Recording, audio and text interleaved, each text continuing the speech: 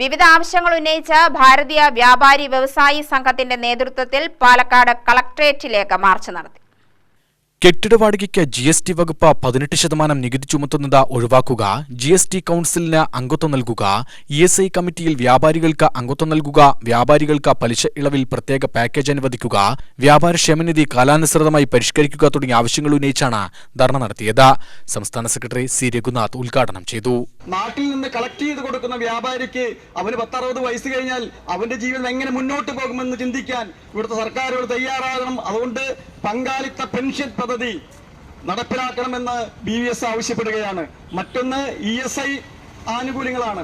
നമ്മുടെ സ്ഥാപനത്തിൽ ജോലി ചെയ്യുന്ന തൊഴിലാളികൾക്ക് ESI പരിഗണനയുണ്ട്. 10 തൊഴിലാളികൾ നമ്മുടെ സ്ഥാപനത്തിലുണ്ടെങ്കിൽ ആ ESI ഫണ്ട് അടച്ചേ പറ്റൂ. അവരുടെ കുടുംബത്തിനും ഒരു അസുഖം വന്നാൽ ചികിത്സിക്കാനുള്ള സഹായങ്ങൾ ESI കൂടെ ലഭിക്കുന്നുണ്ട്. എന്തുകൊണ്ട് 10-60 വയസ്സ് വരെ അല്ലെങ്കിൽ 10-70 വയസ്സ് വരെ കഷ്ടപ്പെട്ട് വ്യാപാരം നടത്തി എല്ലാവിധ നികുതിയും അടച്ച് ജീവിക്കുന്ന വ്യാപാരി വയസ്സുകാലത്തുനിന്ന് ആശുപത്രിയിൽ പോയാൽ അവന് ചികിത്സിക്കാൻ പണം വേണ്ടേ? അവരുടെ കുടുംബത്തിന് ചികിത്സിക്കാൻ പണം വേണ്ടേ?